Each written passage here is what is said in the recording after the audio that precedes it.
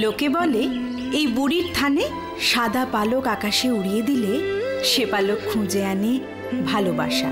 ফুদে ফুদে এক ফুলে আজ মনের কথা ভাসালাম হাওয়ায়, একটা পালক উড়তে উড়তে অনেক দূরে যায়, অনেক দূরে যায়।